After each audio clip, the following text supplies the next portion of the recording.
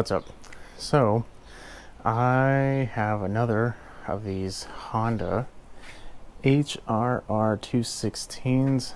I worked on a sister machine of this. The owner has 2 or 3, and they pretty much suffer from being outside all year. But aside from that, this one's having a problem with when you engage the clutch, it kind of stalls. So the owner did tell me he put a new aftermarket carb on. That could be the problem, but clutch could also be the problem. But when I actually pull on the pull cord, it seems a little weird. Let me kind of show you real quick. Obviously this is not new, judging by how it's been treated, but excuse me, either this has some serious wear, or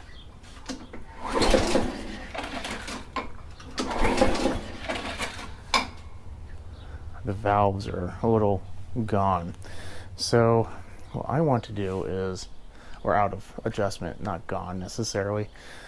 What I want to do is I want to check the compression. First things first though, let me show you what's happening. This engine was warmed up, by the way. I let this sit outside for about 3 or 4 minutes on full throttle, and I put it on the table, grabbed you, and that's it. So this is warm.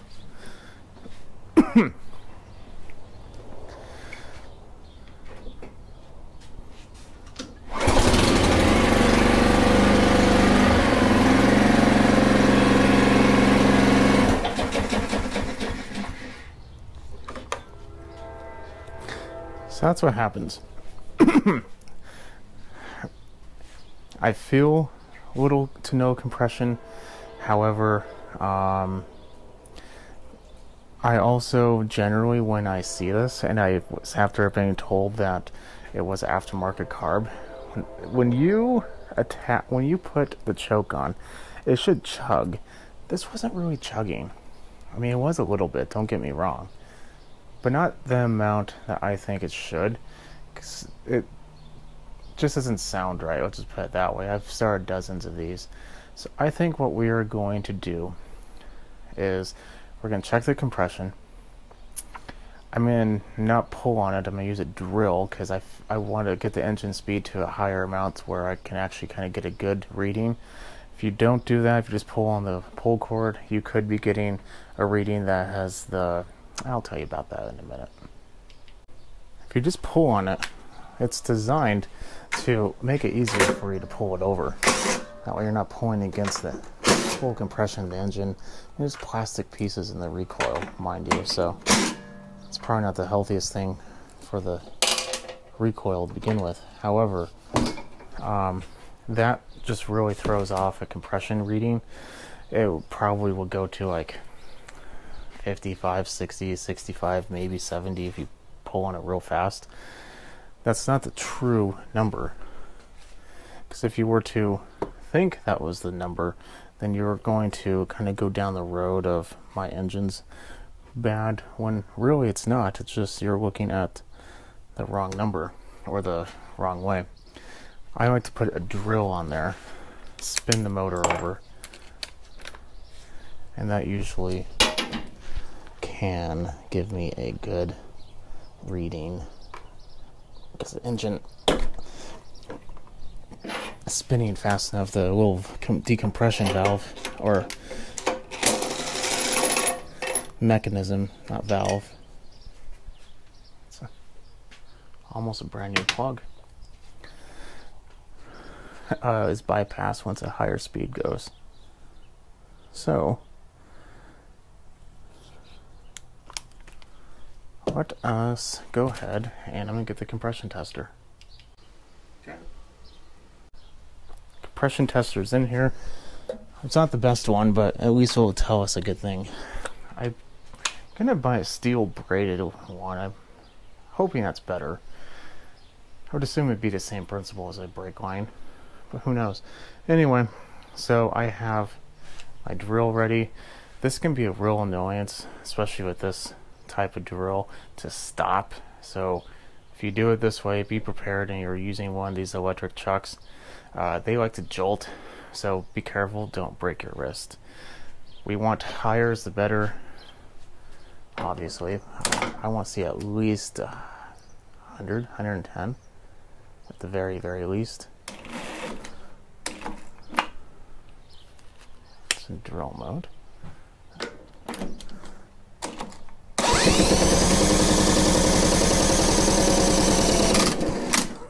See what I mean?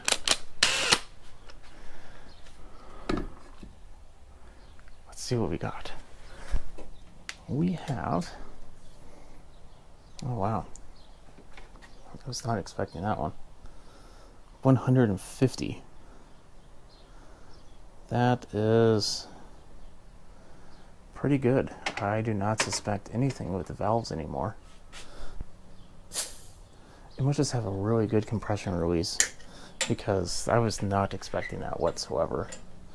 So 150 is definitely adequate enough for this. So I think what we are going to do is we are going to take a look at that carburetor and see if we can just drill out the jet. Well, I know we can, but let's see if maybe the fuel's just bad or what's going on. If we do need to drill out the jet, then we can do that. If not, I have extras. Let's take this off. Has a new filter.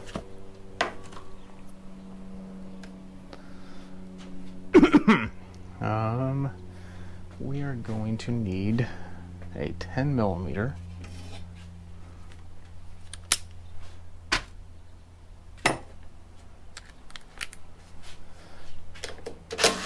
Now, oddly enough, I did one of these. I did put aftermarket carb. In fact, the sister of the machine has an aftermarket carb on it.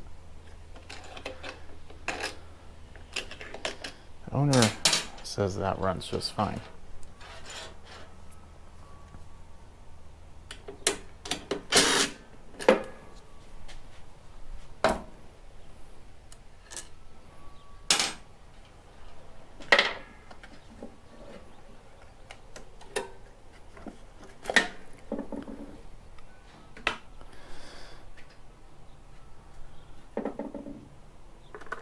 So we have this standard nonsense going on here. Excuse me. Sorry, it's been a horrendous season for allergies here. At least for me.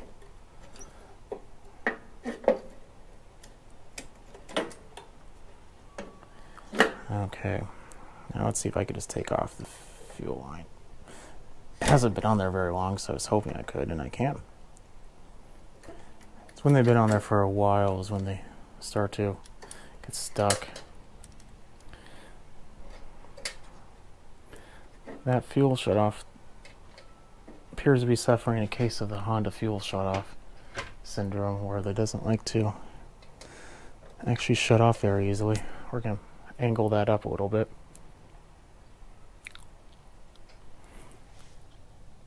Because there's very, very little fuel in here. Okay, let's give it a look.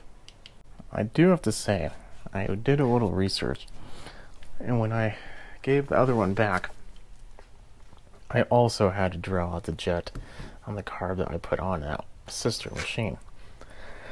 So, that could very well be our reason. Aftermarket carbs are good, but sometimes you do get the bad ones.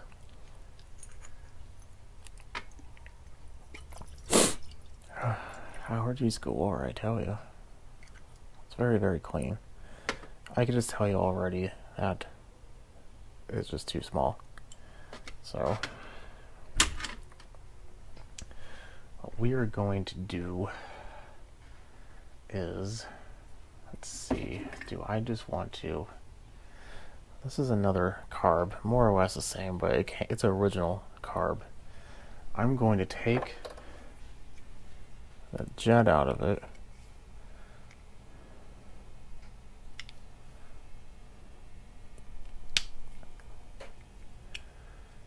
half of mine is putting this jet in there. If I want to see the size difference.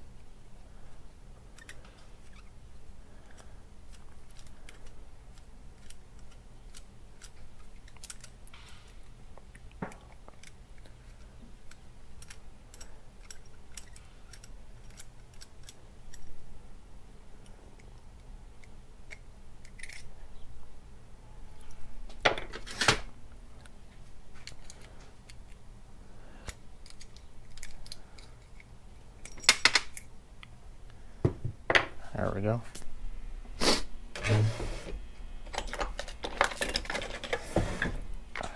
So this is a little micro drill bit set I have.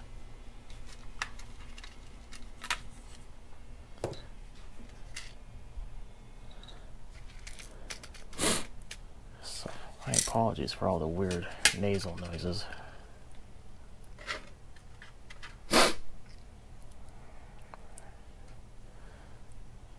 That one was so little loose. So I'm thinking it's the next size up.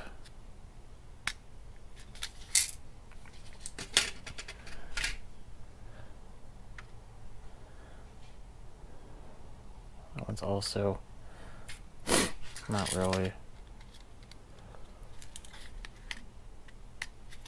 That one could also just have been dirty.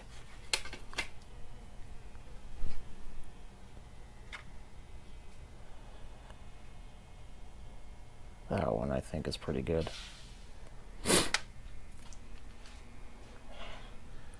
So that one was number 71. Put that to the side.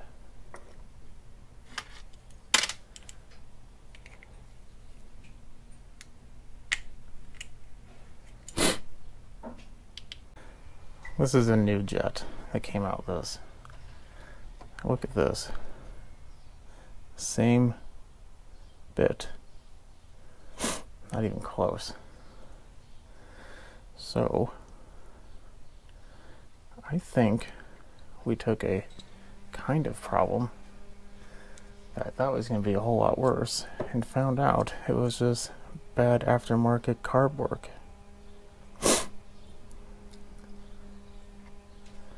So let's figure this out.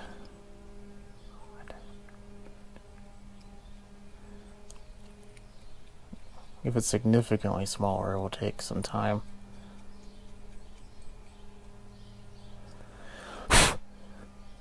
It's working its way in there.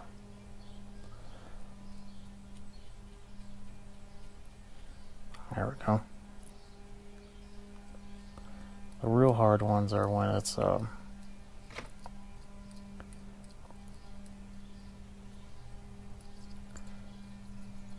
super small, like idles,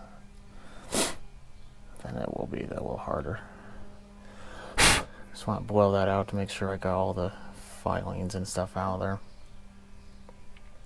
So I think what we are going to do is I'm going to put this away so I don't lose it or mix it up into a different little slot. Emulsion tube is in there. Double checking that. Oops.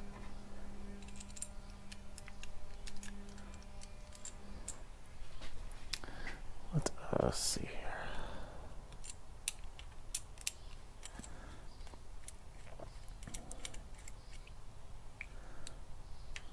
There we go.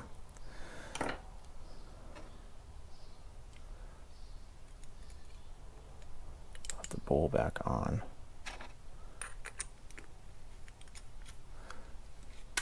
Oh, by the way, don't do it this way.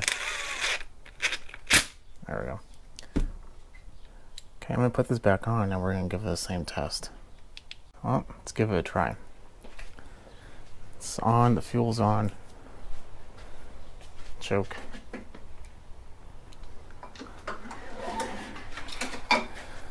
However, I do not think I have a spark plug in there. I do not. That generally helps. I guess it gives us more time to allow the fuel to go into the carb even though I'm sure it's probably already full, just in case.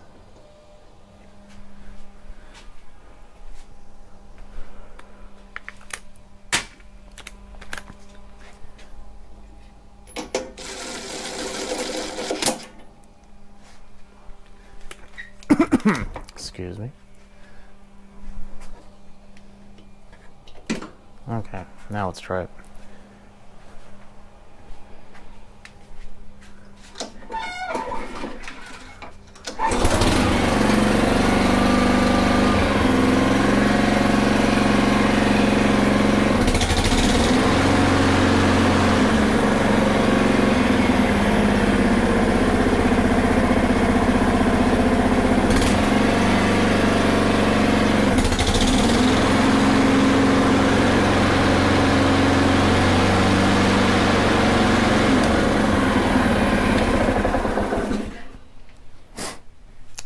There you have it.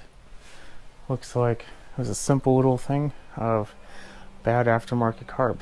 After that, works great. So, what did we learn today?